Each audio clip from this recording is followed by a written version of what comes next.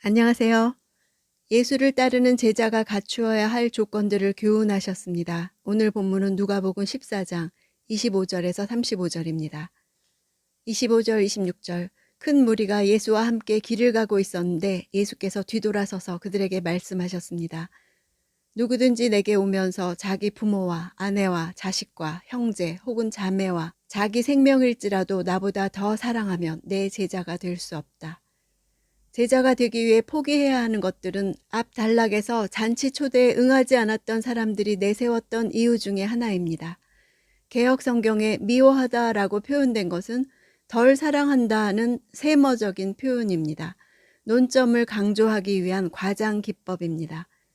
예수님을 삶의 우선순위에 모시기 위해 가장 소중한 가족 관계를 포기해야 할 때도 있습니다.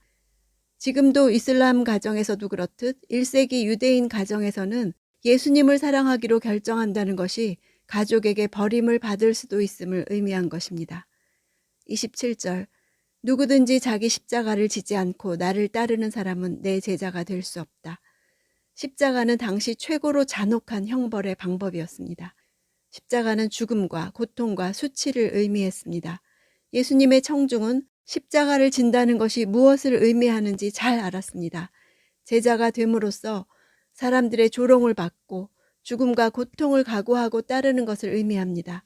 따른다는 것은 어떤 사람의 뒤에 줄을 서는 모습을 나타냅니다.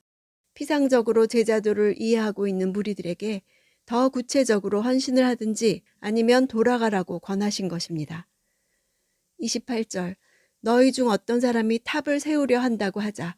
그러면 먼저 자리에 앉아 완공할 때까지 어느 정도 비용이 드는지 계산해 보지 않겠느냐? 맨 앞에 왜냐하면이란 접속사가 나옵니다. 탑을 세울 때 그 비용을 생각지 않고 진행한다면 중도에 그만둘 수도 있는 상황이 벌어지는 것처럼 예수를 따르는데 마땅히 져야 할 십자가를 미리 생각지 않고 예수를 따르게 되면 중도에 그만둘 수밖에 없는 상황이 벌어질 수도 있다는 것입니다. 성도에게 비용은 사회적 지위나 돈이나 시간이 될 수 있습니다. 29절 30절. 만약 기초만 잘 닦아놓고 일을 마칠 수 없다면 보는 사람마다 비웃으며 말할 것이다. 이 사람이 짓기를 시작만 하고 끝내지는 못했구나. 예수를 따르기 시작했지만 끝까지 따르지 못했다는 비웃음을 받지 않도록 제자로 헌신하는 자들은 먼저 예수를 따르는데 반드시 있는 고난의 십자가를 미리 생각해야 합니다. 이 비유는 당시의 시대상을 반영하고 있습니다. 헤롯 일가의 건축 사업을 배경으로 하고 있어서 사람들이 쉽게 공감할 수 있었습니다. 자신들의 세력을 과시하기 위해서 곳곳에 커다란 건축물을 세우기로 계획하고 진행시켰지만 대부분의 공사가 미완성으로 끝나 백성들로부터 비난과 조소를 받았던 것입니다. 31절. 또 어떤 왕이 다른 나라 왕과 전쟁하러 나간다고 하자 그가 먼저 자리에 앉아 1만 명의 군사로 2만 명의 군사를 이끌고 오는 왕을 대항할 수 있을지 생각해 보지 않겠느냐?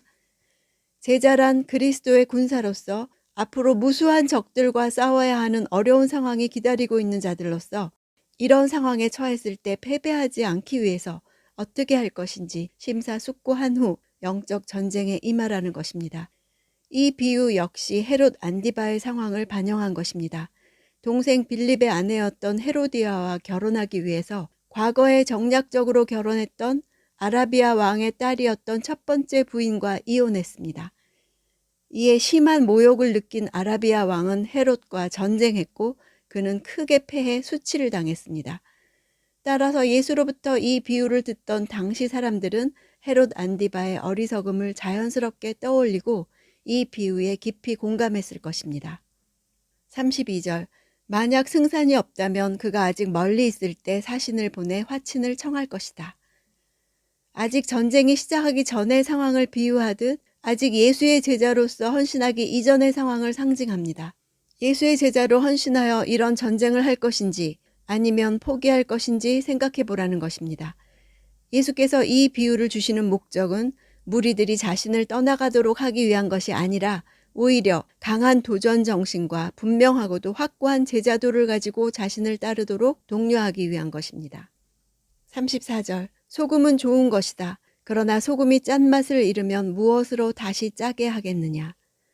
짠맛을 내게 하는 것은 소금밖에 없습니다. 소금이라고 했지만 부사가 붙어서 소금조차도 짠맛을 잃으면 이렇게 소금에 있어서 짠맛을 강조하고 있습니다. 짠맛을 잃으면 이 말은 원어적으로는 소금이 어리석어지면 이런 뜻입니다.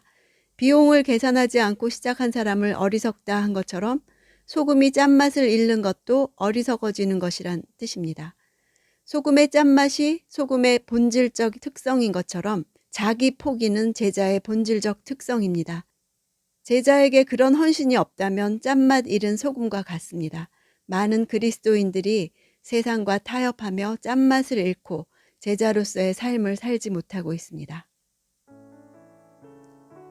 예수님은 제자가 되면 받게 될 유익과 권세를 말하며 제자도를 판매하신 세일즈맨이 아니십니다. 예수님을 삶의 우선순위에 모시기 위해 모든 것을 포기해야 한다고 말씀하셨습니다. 고난을 당할 것이라고 경고하실 뿐 아니라 제자가 되기 전에 스스로 거부할 수 있는 선택권도 주셨습니다. 그럼에도 우리는 예수님을 따르는 길에서 겪는 어려움과 치러야 할 대가와 환난에 대해 그 비용을 치밀하게 계산하지 않고 뛰어든 사람 같습니다. 예수께서 달콤한 말로 유혹하여 속아서 따르게 된 것처럼 어려운 일만 생기면 주님을 원망합니다. 예수를 따를 때 걱정에서 해방될 것을 기대한 사람처럼 왜 이런 일이 일어나야 하느냐고 이해하지 못합니다. 고난당하는 시간은 빨리 끝내달라고 불평합니다. 예수님을 따르면서 실은 평안과 안정만이 있기를 원했습니다. 생각지도 않은 일에 부르심을 받으면 가족 때문에, 재정 때문에, 일 때문에, 건강 때문에 주저합니다. 그러나 예수님은 자기 십자가라고 분명하게 말씀하셨습니다. 그리고 예수님은 나를 위해 십자가를 지시기까지 모든 것을 포기하셨습니다. 나를 위해 엄청나게 비싼 비용을 치르신 것입니다. 제자도는 자기의 모든 목표와 목적과 계획과 개인적인 소망보다 예수님께 우선순위를 두는 것입니다. 누가가 말하는 제자는 그리스도인을 의미합니다. 나는 그리스도인이거나 잃어버린 죄인 중 하나이지 중간은 없습니다. 모든 것을 잃으면서도 예수를 따르는 길이 그럴 만한 가치가 있는 일이라고 생각합니까? 오늘 그 비용을 다시 계산해 보는 시간을 가지기 원합니다.